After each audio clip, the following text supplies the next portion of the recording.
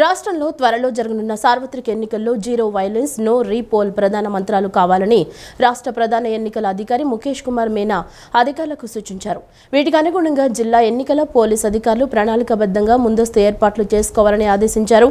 రెండు మంత్రాల అమల్లో ఎటువంటి తేడా వచ్చినా దానికి సంబంధిత అధికారులు బాధ్యత వహించాల్సి ఉంటుందని స్పష్టం చేశారు. ఏపీలో జరగనున్న సార్వత్రిక ఎన్నికలను ప్రశాంత వాతావరణంలో పారదర్శకంగా నిర్వహించేందుకు అధికారులు తగు చర్యలు తీసుకోవాలని రాష్ట్ర ఎన్నికల ప్రధాన అధికారి ముఖేష్ కుమార్ మీనా దిశానిర్దేశం చేశారు. ఎన్నికల ఏర్పాట్లపై అన్ని జిల్లాల ఎన్నికల అధికారులు, పోలీసు సూపరింటెండెంట్లు, పోలీసు కమిషనర్లతో ఆయన నిన్న వీడియో కాన్ఫరెన్స్ నిర్వహించారు. ఎన్నికల సంసిద్ధతకు తీసుకుంటున్న చర్యలను సమీక్షించారు. ఎన్నికల్లో హింసకు ఎటువంటి తావు ఉండకూడదని అన్నారు. ఎలక్ట్రానిక్ ఓటింగ్ యంత్రాలు పటిష్టంగా పనిచేసే విధంగా ముందుగానే తగు ఏర్పాట్లు చేసుకోవాలని సూచించారు. బూత్ క్యాప్చరింగ్ కు అవకాశం లేకుండా పటిష్టమైన బందోబస్తు ఏర్పాట్లను చేయాలని ఆదేశించారు. ఎన్నికల షెడ్యూల్ ప్రకటనకి ముందు, తర్వాత జిల్లాల అధికారులు తీసుకోవాల్సిన చర్యలను పవర్ పాయింట్ ప్రెజెంటేషన్ ద్వారా వివరించారు. కంట్రోల్ రూమ్ల ద్వారా నిరంతర పర్యవేక్షణ, రాజకీయ పార్టీల అనధికార ప్రకటనల డిఫేస్మెంట్, 50% పోలింగ్ స్టేషన్లో ఎన్నికల ప్రక్రియ, వెబ్కాస్టింగ్, ఎన్నికల షెడ్యూల్ ప్రకటన అనంతరం రోజువారీ పంపించాల్సిన నివేదికలు తదితర అంశాలను అధికారులకు వివరించారు. త్వరలో ఎన్నికల షెడ్యూల్ ప్రకటించనున్న నేపథ్యంలో ఓటర్ల గుర్తింపు కార్డుల పంపిణీ ప్రక్రియను వేగవంతం చేయాలని జిల్లా ఎన్నికల అధికారులను ముఖేష్ కుమార్ మీనా ఆదేశించారు. ఓటర్ల గుర్తింపు కార్డులను తప్పనిసరిగా పోస్టల్ ద్వారానే బట్వాడా చేయాలని, ఒక్క పాడేరు ప్రాంతం మినహా మరి ఏ ఇతర ప్రాంతాల్లో మాన్యువల్గా పంపిణీ చేయడానికి వీల్లేదని స్పష్టం చేశారు. సకాలంలో పోస్టల్ ద్వారానే బట్వాడా చేయడానికి పటిష్టమైన వ్యవస్థను ఏర్పాటు చేసుకోవాలని పేర్కొన్నారు. గ్రామ వాలంటీర్లపై జిల్లా కలెక్టర్లకు సీఎస్ జవహర్ రెడ్డి కీలక ఆదేశాలు జారీ చేశారు. ఎన్నికలతో ముడిపడిన ఎలాంటి ప్రక్రియలను గ్రామ వార్డు వాలంటీర్లు పాల్గొనకుండా చూడాలని జిల్లా కలెక్టర్లను సీఎస్ ఆదేశించారు. గ్రామ వాలంటీర్లపై జిల్లా కలెక్టర్లకు సీఎస్ జవహర్ రెడ్డి కీలక ఆదేశాలు జారీ చేశారు. ఎన్నికలతో ముడిపడిన ఎలాంటి ప్రక్రియలను గ్రామ వార్డు వాలంటీర్లు పాల్గొనకుండా చూడాలని జిల్లా కలెక్టర్లను సీఎస్ ఆదేశించారు. అతి త్వరలో సార్వత్రిక ఎన్నికల నోటిఫికేషన్ విడుదల కానున్న దృష్ట్యా వాలంటీర్లను అన్ని రకాల ఎన్నికల విధుల నుంచి తక్షణమే తొలగించాలని ఉత్తర్వులో పేర్కొన్నారు. వారు ఎన్నికలకు సంబంధించిన ఎలాంటి ప్రక్రియలో పాల్గొన్నా ఈసీ మార్గదర్శకాల ఉల్లంఘనే అవుతుందని స్పష్టం చేశారు. పోలింగ్ కేంద్రాల్లో ఏజెంట్లుగా ఉండేందుకు కూడా అర్హులు కారని పేర్కొంటూ స్పష్టమైన ఆదేశాలు ఇచ్చారు. విజయవాడ తూర్పు నియోజకవర్గంలో గద్దె రామ్మోహన్ గెలుపు తథ్యమని, మైనార్టీపైనే దృష్టి పెట్టడం జరిగిందని టీడీపీ నాయకులు కేశినేని శివనాథ్ చిన్ని పేర్కొన్నారు. రాజధాని లేని రాష్ట్రంగా జగన్మోహన్ రెడ్డి రాష్ట్రాన్ని మార్చారని, అమరావతిని నాశనం చేశారని, రాష్ట్రంలో ఎటువంటి పరిస్థితులు ఉన్నాయో అర్థం చేసుకోవాలన్నారు. రాష్ట్రం బాగు కోసం పవన్ కళ్యాణ్ త్యాగం చేసి చంద్రబాబును ముఖ్యమంత్రిని చేస్తేనే రాష్ట్రం బాగుంటుందని ముందుకు వచ్చారన్నారు. విజయవాడ తూర్పు నియోజకవర్గం 9వ డివిజన్ పటమటలంక చిన్న రామాలయం వద్ద కేశినేని శివనాథ్ 2,25,000 రూపాయలతో కొనుగోలు చేసిన 15 కుట్టు మిషన్లు, 15 ఇస్త్రీ పెట్టెలను రజక సోదరులకు స్వయం ఉపాధి నిమిత్తం అందజేశారు. ఈ కార్యక్రమంలో ఎమ్మెల్యే గద్దె రామ్మోహన్, జనసేన నాయకులు అమ్మిశెట్టి వాసు పాల్గొన్నారు. అనంతరం పటమటలంక చిన్న రామాలయం ఏరియాలో ఎన్నికల ప్రచారం నిర్వహించారు. ఈ సందర్భంగా కేశినేని శివనాథ్ మాట్లాడుతూ, రాష్ట్రం బాగు కోసం పవన్ కళ్యాణ్ త్యాగం చేసి చంద్రబాబును ముఖ్యమంత్రిని చేస్తేనే రాష్ట్రం బాగుంటుందని ముందుకు వచ్చారని అన్నారు. అవినాష్ కుటుంబానికి, ఎంపీ నానికి రాజకీయంగా భవిష్యత్తు ఇచ్చింది టీడీపీ, చంద్రబాబు నాయుడు అని, వారు ఇప్పుడు చంద్రబాబును ఇష్టం వచ్చినట్లు మాట్లాడుతున్నారని అన్నారు. తెలుగుదేశం పార్టీ అధికారంలోకి రాబోతుంది. తెలుగుదేశం, బీజేపీ, జనసేన ఉమ్మడి నాయకత్వంలో పార్టీ అధికారంలోకి రాబోతుంది. అంతేకాకుండా మళ్ళీ మూడోసారి మన గద్దె రామ్మోహన్ రావు ఎమ్మెల్యే కాబోతున్నారు. వారి ప్రత్యర్థి మళ్ళీ మూడోసారి ఓడిపోబోతున్నారు. ఇవాళ అభివృద్ధి అంటే గద్దె రామ్మోహన్ రావు, విధ్వంసం అంటే అది వారి ఎదురుగా నుంచిన వ్యక్తి. అంతేకాకుండా అభివృద్ధి అంటే చంద్రబాబు నాయుడు గారు, విధ్వంసం అంటే జగన్మోహన్ రెడ్డి. అటువంటి పరిస్థితులు ఉన్నాయి రాష్ట్రంలో. ఇవాళ మనకి రాజధాని లేని రాష్ట్రం ఏదన్నా ఉందంటే మన రాష్ట్రమే. మన రాష్ట్రానికి ఆయన ముఖ్యమంత్రి, ఆయన కన్నా కూడా మన రాష్ట్ర భవిష్యత్తు కోసం చంద్రబాబు నాయుడు గారిని ముఖ్యమంత్రి చేసుకోవాలి. అంతేకాకుండా పవన్ కళ్యాణ్ గారు కూడా చాలా త్యాగం చేశారు. వారిని కూడా మనం చాలా గుర్తుంచుకోవాల్సిన విషయం. గద్దె రామ్మోహన్ రావు విజయం ఇప్పుడు కాదు, ఎప్పుడో డిసైడ్ అయింది. ఎవరు కూడా ఆయన విజయాన్ని ఆపలేరు. కానీ మెజార్టీ ఎంత వస్తుందనే మనం అందరం ఆలోచించుకోవాల్సిన విషయం. ఆయన 40,000 పైన మెజార్టీతో గెలవబోతున్నారు. గద్దె రామ్మోహన్ మాట్లాడుతూ, గతంలో చంద్రబాబు మెప్మా ద్వారా కుట్టు శిక్షణ ఇచ్చి వేలాది మంది మహిళలకు శిక్షణ పూర్తయ్యాక ఉచితంగా కుట్టు మిషన్లు ఇచ్చి వారిని కుటుంబ పోషకులుగా తీర్చిదిద్దారని తెలిపారు.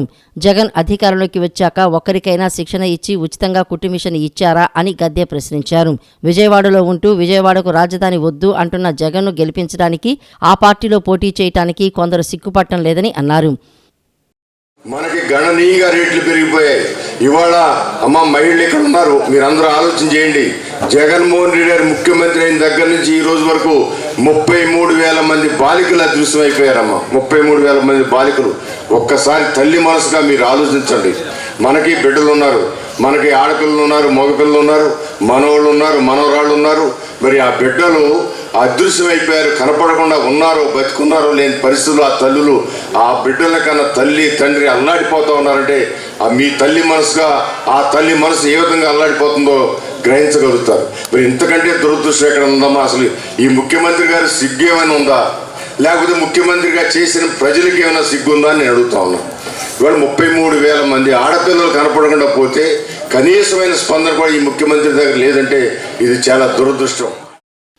అనంతరం అమిశెట్టి వాసు మాట్లాడుతూ పేదలు కడుపు నిండా భోజనం చేసే అన్నా క్యాంటీన్లను మూసేసిన దుర్మార్గపు ప్రభుత్వం జగన్ ప్రభుత్వం అని పేర్కొన్నారు.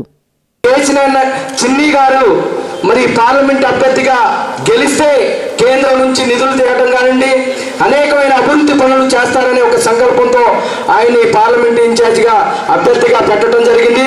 అదేవిధంగా గద్దె రామ్మోహన్ రావు గారు అనేకమైన సేవా కార్యక్రమాలు చేస్తూ రాజకీయం అంటే డబ్బు సంపాదించుకుంటాం కాదు, సంపాదించిన డబ్బు ప్రజలకు సేవ చేయాలనే ఒక మంచి ఆలోచన. గన్నవరం ఓటర్లు తనకు ఒక్క అవకాశం ఇస్తే అభివృద్ధి పరంగా గన్నవరం నియోజకవర్గాన్ని రాష్ట్రంలోనే ప్రథమ స్థానంలో నిలబెడతానని గన్నవరం నియోజకవర్గ టీడీపీ అభ్యర్థి యార్లగడ్డ వెంకట్రావు హామీ ఇచ్చారు. రాష్ట్రంలో కుప్పం నియోజకవర్గంతో పోటీగా గన్నవరాన్ని నిలబెడతానన్నారు. టీడీపీ, బీజేపీ, జనసేన ప్రభుత్వం ఏర్పడిన తర్వాత గన్నవరానికి ఐటీ కంపెనీలు తీసుకొచ్చి నియోజకవర్గంలో ఉన్న నిరుద్యోగ యువతకు 50,000 ఉద్యోగాలు కల్పించే దిశగా కృషి చేస్తామని హామీ ఇచ్చారు. విజయవాడ రూరల్ మండలం రామవరప్పాడు గ్రామంలో టీడీపీ, బీజేపీ, జనసేన కూటమి నూతన ఎన్నికల కార్యాలయాన్ని యార్లగడ్డ వెంకట్రావు నిన్న ప్రారంభించారు. ఎన్టీఆర్ ప్రతిమకు పూలమాల వేసి ఘనంగా నివాళులర్పించారు. జనసేన పార్టీ ఆవిర్భావ దినోత్సవాన్ని పురస్కరించుకుని కేక్ కట్ చేసి జన సైనికులకు, వీర మహిళలకు యార్లగడ్డ శుభాకాంక్షలు తెలిపారు. అనంతరం రామవరప్పాడు తెలుగుదేశం పార్టీ నాయకులు కొల్ల ఆనంద్ ఆధ్వర్యంలో వైఎస్ఆర్సీపీకి చెందిన 25 కుటుంబాల వారు తెలుగుదేశం పార్టీలో చేరారు. ఈ సందర్భంగా ఆయన మాట్లాడుతూ గన్నవరంలో గడిచిన 5 ఏళ్ల కాలంలో భూ కబ్జాలు అధికమయ్యాయని, ఎయిర్పోర్టు ఎదురుగా ఉన్న ప్రభుత్వ భూమిని కబ్జా కాకుండా అడ్డుకున్న సంగతి గుర్తు చేశారు. ఈ 5 ఏళ్ల కాలంలో గన్నవరంలో అభివృద్ధి పూర్తిగా నిలిచిపోయిందని పేర్కొన్నారు. యువతకు ఉద్యోగ కల్పనలో వైసీపీ ప్రభుత్వం పూర్తిగా విఫలమైందని అన్నారు. ముఖ్యమంత్రి జగన్మోహన్ రెడ్డి ముస్లిం కుటుంబాలకు అన్ని విధాలా అండగా నిలుస్తున్నారని వైసీపీ తూర్పు నియోజకవర్గ ఇన్ఛార్జ్ దేవినేని అవినాష్ అన్నారు. రాష్ట్ర చరిత్రలో మైనార్టీలకు ఉప ముఖ్యమంత్రి పదవి ఇచ్చిన ఘనత మన ముఖ్యమంత్రి జగన్మోహన్ రెడ్డిదేనని పేర్కొన్నారు. లబ్బిపేట 19వ డివిజన్ పెద్ద మసీదులో ముస్లిం సోదరులు నిన్న ఏర్పాటు చేసిన ఇఫ్తార్ విందులో తూర్పు నియోజకవర్గ వైసీపీ ఇన్ఛార్జి దేవినేని అవినాష్ పాల్గొన్నారు. వక్ఫ్ బోర్డు డైరెక్టర్ మీర్ హుసేన్, ముస్లిం సోదరులు నహీద్ అలీం, సుబానీ, రిజ్వాన్, చోటు తదితరులతో కలిసి దీక్ష విరమణలో పాల్గొన్నారు. ఈ సందర్భంగా అవినాష్ మాట్లాడుతూ ముఖ్యమంత్రి జగన్మోహన్ రెడ్డి ముస్లిం కుటుంబాలకు అన్ని విధాలా అండగా నిలుస్తున్నారని అన్నారు. రాష్ట్ర చరిత్రలో మైనారిటీలకు ఉప ముఖ్యమంత్రి పదవి ఇచ్చిన ఘనత మన ముఖ్యమంత్రి జగన్మోహన్ రెడ్డిదే అని తెలియజేశారు. కుటుంబ సభ్యుల్లాంటి ముస్లిం సోదరులు సుఖ సంతోషాలతో ఉండాలని అల్లాను కోరుకుంటున్నారని అన్నారు. రాష్ట్ర ప్రజల కోసం ప్రత్యేకంగా ముస్లిం మైనారిటీల అభివృద్ధికి నిరంతరం పనిచేస్తున్న ముఖ్యమంత్రి జగన్మోహన్ రెడ్డికి అల్లా ఆశీస్సులు మెండుగా ఉండాలని ప్రార్థిస్తున్నారని తెలిపారు. ముస్లిం సోదర సోదరీమణులు అందరికీ రంజాన్ శుభాకాంక్షలు తెలియజేశారు. రాష్ట్రంలో ఒక ముఖ్యమంత్రిగా జగన్మోహన్ రెడ్డి గారు నా మైనార్టీలు అని చెప్పని గుండె మీదే చెయ్యేసుకుని మైనార్టీ సోదరీమణుల ఒక సంక్షేమం కోసం ప్రతినిత్యంగా ఈరోజు పాటుపడుతూ సంక్షేమ కార్యక్రమాల విషయంలో, అభివృద్ధి కార్యక్రమాల విషయంలో ఈరోజు ఇదే తూర్పు నియోజకవర్గంలో మా మైనార్టీ సోదరీమణుల ఒక చిరకాల కోరిక అయిన షాదీ ఖానాని ఈరోజు ముఖ్యమంత్రి జగన్మోహన్ రెడ్డి గారి ఒక నాయకత్వంలో గతంలో తెలుగుదేశం పార్టీ హయాంలో ఇదిగో షాదీ ఖానా, అదిగో షాదీ ఖానా అని చెప్పని నమ్మించి మోసం చేస్తే ఈరోజు జగన్మోహన్ రెడ్డి గారి ఒక నాయకత్వంలో కేవలం మేమందరం కలిసి 17వ డివిజన్ లబ్బిపేట ప్రాంతంలో ఉన్న సోదరులందరూ కూడా కలిసి ఒక్కసారి అడిగిన వెంటనే ఈరోజు షాదీఖానా మంజూరు చేసి దాని శంకుస్థాపన అంజాద్ బాషా గారు డిప్యూటీ సీఎం గారు వచ్చి దాని శంకుస్థాపన చేసి ఈరోజు స్లాబుల దిశగా ఈరోజు మన షాదీఖానా వస్తాం గారు జరిగింది. ఈరోజు మసీదులో ఒక అభివృద్ధులుగానే ఉంది, ఇమాం వాళ్ళ యొక్క అభివృద్ధి కోసంగానే ఉంది. అన్ని విధాలుగా ఈరోజు జగన్మోహన్ రెడ్డి గారి యొక్క ప్రభుత్వం. అదేవిధంగా సోదరులు ఆర్చి గారు గతంలో స్వర్గీయ దేవినేని రాజశేఖర్ నెహ్రూ గారు ఒక సహకారంతో ఈ ప్రాంతంలో ఆర్చి ఎంతోమంది వ్యతిరేకించినా ఈ ప్రాంతంలో ఆర్చి ఏర్పాటు చేయాలని చెప్పి ఆ రోజు కోరటం, దానికి అనుగుణంగా పనిచేస్తున్నారు. ఓటమి భయంతోనే జగన్ రెడ్డి వాలంటీర్లతో ప్రజల్ని ప్రలోభాలకి గురి చేస్తున్నారని టీడీపీ నేత ఎంఏ షరీఫ్ ధ్వజమెత్తారు. టీడీపీ ప్రభుత్వం అధికారంలోకి వస్తే సంక్షేమ పథకాలు నిలిపివేస్తారంటూ వైసీపీ దుర్మార్గపు ప్రచారాన్ని చేస్తోందని మండిపడ్డారు. ప్రభుత్వ పథకాలను ప్రజల వద్దకు తీసుకెళ్లాల్సిన వాలంటీర్లు అధికార పార్టీ కార్యకలాపాల్లో పాల్గొంటున్నారని ఆరోపించారు. ప్రజాధనాన్ని గౌరవ వేతనంగా ఇస్తూ వాలంటీర్లను వైసీపీ కార్యకర్తలుగా వాడుకుంటారా అని టీడీపీ నేత ఎంఏ షరీఫ్ నిలదీశారు. స్థానిక సంస్థల ఎన్నికల్లో సైతం వాలంటీర్లను వాడుకొని జగన్ రెడ్డి అనేక ఎన్నికల అక్రమాలకు పాల్పడ్డారని మండిపడ్డారు. వైసీపీకి ఓటు వేయకపోతే సంక్షేమ పథకాలను నిలిపివేస్తామని గ్రామ వార్డు వాలంటీర్ల ద్వారా బెదిరిస్తున్నారని ధ్వజమెత్తారు. 40 రోజుల్లో వైసీపీ ప్రభుత్వం అధికారం కోల్పోబోతోందన్న ఆయన వాలంటీర్లు చెబుతున్నట్లు సంక్షేమ పథకాలు రద్దవుతాయని ప్రజలు భయపడాల్సిన అవసరం లేదని స్పష్టం చేశారు. అరాచక అప్రజాస్వామిక నియంత ప్రభుత్వాన్ని కూకటి వేళ్లతో పెకిలించడానికి టీడీపీ జనసేన పార్టీలతో కలిసి రావాలని షరీఫ్ ప్రజలను కోరారు. నెలకు 5,000 రూపాయల చొప్పున సుమారుగా 2,40,000 మంది వార్డు గ్రామ వాలంటీర్లని నియమించుకున్న ప్రభుత్వం ఇది కేవలం వాలంటీర్లు అన్నవాళ్ళు ప్రభుత్వ పథకాలు తెలియపరచడానికి, అదే రకంగా వారికి అందే పథకాలని అందించడానికి పెట్టినట్టుగా మరి వ్యవహరించి ఈనాడు వాలంటీర్ల ద్వారా పూర్తి సమాచారాన్ని పార్టీ పరంగా రప్పించుకొని ఎన్నికల్లో గెలవటానికి వీరిని వైఎస్ఆర్సీపీ కార్యకర్తలుగా వారిని వాడుకుంటున్న సందర్భాలు గత స్థానిక సంస్థల్లో చూసాం. దాని మీద కూడా పెద్ద ఎత్తున నిరసన తెలియజేశాం. ఇది అప్రజాస్వామికం, ప్రభుత్వ ధనంతో మరి వాలంటీర్ల వ్యవస్థను పెట్టి వారికి మరి పనులు అప్పచెప్పి ఈరోజు వైఎస్ఆర్సీపీ పార్టీ కార్యక్రమాల ప్రచారం చేసుకోవటానికి, అదే రకంగా వైఎస్ఆర్సీపీకి ఓటేయమని వారిని ప్రభావితం చేయడానికి, మీరు గనక వైఎస్ఆర్సీపీకి ఓటైపోతే ఏవైతే పథకాలు ప్రభుత్వ పరంగా అందుతున్నాయో ఆ పథకాలని రద్దు చేస్తాం, మీకు అందకుండా చేస్తామని చెప్పే స్థాయిలో ఈరోజు వార్డు వాలంటీర్లు గ్రామ వాలంటీర్లు వ్యవహరిస్తున్నారంటే ఇది ప్రజాస్వామ్యానికి విఘాతం. ఈనాడు ప్రజలు ఎవరిని ఎన్నుకోవాలి ఎవరిని ఎన్నుకోకూడదు అనే శాసించే స్థితిలో ఈనాడు వాలంటీర్లని మరి తీసుకొచ్చారంటే ఈ ప్రభుత్వం ముఖ్యంగా జగన్మోహన్ రెడ్డి గారు ఏ రకంగా దుశ్చర్యకి ప్రజాస్వామ్యాన్ని కూలి చేయడానికి ఈనాడు పూనుకున్నారో ఈనాడు అర్థమవుతుంది. మహిళా దినోత్సవం సందర్భంగా నారా చంద్రబాబు నాయుడు భువనేశ్వరి ప్రకటించిన కళలకు రెక్కలు పథకానికి అనూహ్య స్పందన వస్తుందని జిల్లా పరిషత్ మాజీ చైర్పర్సన్ గద్దె అనురాధ పేర్కొన్నారు. దేశంలో ఎక్కడ చదివినా ఈ పథకం వర్తిస్తుందన్నారు. ప్రజలకు నిత్యం అందుబాటులో ఉంటున్న గద్దె రామ్మోహన్ ఎమ్మెల్యేగా కేశినేని చిన్నిని ఎంపీగా గెలిపించుకోవాలని గద్దె అనురాధ కోరారు.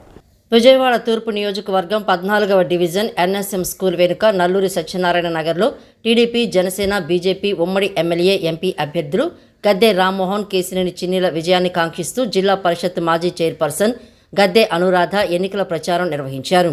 ఈ సందర్భంగా గద్దె అనురాధ మాట్లాడుతూ కళలకు రెక్కలు పథకం ద్వారా ఏ విద్యార్థిని తన చదువును మధ్యలో ఆపకూడదనే ఉద్దేశంతో ఈ పథకానికి రూపకల్పన చేసినట్లు తెలిపారు.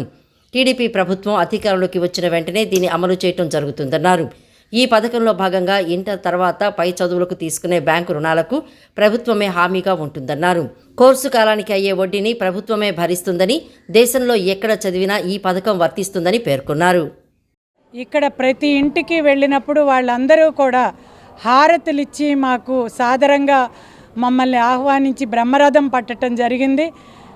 తెలుగుదేశం ఈ రోజున సమిష్టి ఏదైతే తెలుగుదేశం జనసేన సమిష్టి ప్రభుత్వం రావటం అనేది ఖాయం అని చెప్పి మరి వీళ్ళందరూ ఘంటాపదంగా ఇక్కడ చెప్పి మరి బ్రహ్మరథం పడతా ఉన్నారు. మరి చక్కటి మెజారిటీని ఇవ్వటానికి కూడా వీళ్ళంతా సిద్ధంగా ఉన్నారు. దీనికి అంతటికీ కూడా కారణం గత 5 సంవత్సరాలుగా వైసీపీ ప్రభుత్వం మరి జగన్మోహన్ రెడ్డి గారి పాలనలో ఎన్నో రకాలుగా ఇబ్బందులు పడతామని చెప్పి ప్రతి ఇంటి గడపలో కూడా చెప్పటం మనందరం కూడా చూస్తూ ఉన్నాం. సరైన మంచినీటి వసతులు లేవు. మరి వచ్చినా కూడా మురికి నీరు, దానిలో చిన్న చిన్న పురుగులు రావటం, అంటే ఫిల్టర్స్ పాడైపోయినా కూడా అవి మార్చే పాలన కూడా లేని ప్రభుత్వం ఈ ప్రభుత్వం. మరి అంతేకాకుండా ఇక్కడ చెప్తా ఉన్నారు టిడ్కో ఇళ్ళు ఈ రోజున శాంక్షన్ అయిన ఇళ్ళు కూడా ఈ రోజు వరకు పూర్తి చేయని పరిస్థితి. 75% పైన మనం పూర్తి చేసుకుంటే ఆ మిగిలిన కొద్ది ఇది చిన్న చిన్న మరి ఎలక్ట్రికల్ కనెక్షన్లు ఇవ్వటం కానీ డ్రైనేజ్ కనెక్షన్లు ఇవ్వటం కూడా చేయకుండా కేవలం రంగులేసే ప్రభుత్వంగా ఈ ప్రభుత్వం మిగిలిపోయింది. వాళ్ళకు కూడా ఈ రోజు వరకు కూడా ఇళ్ళు ఇవ్వకపోవటం మూలంగా అద్దెలు కట్టలేక మేము నానా బాధలు పడుతున్నామని చెప్పడం జరిగింది. అంతేకాదు అవి ఆపటం సరే, మరి మాకు జగన్ ప్రభుత్వంలో ఇచ్చిన సెంటు భూముల్లో కూడా మాతో డబ్బు కట్టించుకున్నారు. మరి అంతేకాకుండా మాకు బ్యాంకుల నుంచి మీకు అకౌంట్లో ఇవాళ 70,000 పడింది, 35,000 పడింది, ఇంకెంతో పడింది అని చెప్పి మాకు మెసేజ్లు అయితే వస్తూ ఉన్నాయి. కానీ మాకు ఆ ఇల్లు అయితే పూర్తి చేయలేదు. మరి కనీసం మాకు ఇల్లు శాంక్షన్ చేయలేదు.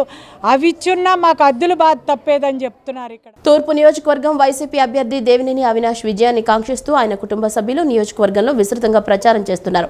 నియోజకవర్గ వ్యాప్తంగా అభివృద్ధి పనులు చేసిన ఘనత అవినాష్ దేనని తెలిపారు. జగన్ హయాంలో 650 కోట్లతో అభివృద్ధి, 900 కోట్లతో సంక్షేమ పథకాలు అందించిన ఘనత వైసీపీ ప్రభుత్వానిదని అన్నారు. గడప గడపకు మీ అవినాష్ అన్న హామీ కార్యక్రమం ద్వారా అవినాష్ కుటుంబ సభ్యులు తూర్పు నియోజకవర్గంలో నిన్న విస్తృతంగా పర్యటించారు. 4వ డివిజన్ శ్రీనివాసనగర్ బ్యాంకు కాలనీ ప్రాంతాల్లో సుధీర్, 5వ డివిజన్ క్రీస్తురాజపురం కొండపైన ప్రాంతాల్లో సిద్ధార్థ, 10వ డివిజన్ న్యూ పోస్టల్ కాలనీ ప్రాంతాల్లో క్రాంతి గడప గడపకు వెళ్లి ముఖ్యమంత్రి వైఎస్ జగన్మోహన్ రెడ్డి ప్రభుత్వంలో చేపట్టిన సంక్షేమాభివృద్ధి కార్యక్రమాల గురించి వివరించారు. ఈ పర్యటనలో కోఆప్షన్ మెంబర్ ముసునూరు సుబ్బారావు, 5వ డివిజన్ కార్పొరేటర్ కలపాల అంబేద్కర్, 10వ డివిజన్ ఇన్ఛార్జి కరుటూరి హరీష్ మరియు డివిజన్ అధ్యక్షులు వైసీపీ ముఖ్య నాయకులు, కార్యకర్తలు పాల్గొన్నారు. రాబోయే ఎన్నికల్లో శాంతి భద్రతలకు ఎటువంటి విఘాతం కలగకుండా సామాన్యుడు ఓటు హక్కును నిర్భయంగా వినియోగించుకునేలా పోలీసులు చర్యలు తీసుకుంటున్నట్లు నున్న సీఐ దుర్గాప్రసాద్ తెలిపారు. పోలీసులు చేపడుతున్న వివిధ రకాల ప్రణాళికల్లో భాగంగానే ఈ కేంద్ర సాయుధ బలగాల కవాతు నిర్వహించామన్నారు. విజయవాడ నగర శివారు నున్న గ్రామీణ పోలీస్ స్టేషన్ పరిధిలో రాబోయే ఎన్నికల్లో శాంతి భద్రతలపై సామాన్య ప్రజలకు అవగాహన కల్పిస్తూ కేంద్ర పారామిలిటరీ సాయుధ దళాలతో కవాతు నిర్వహించారు.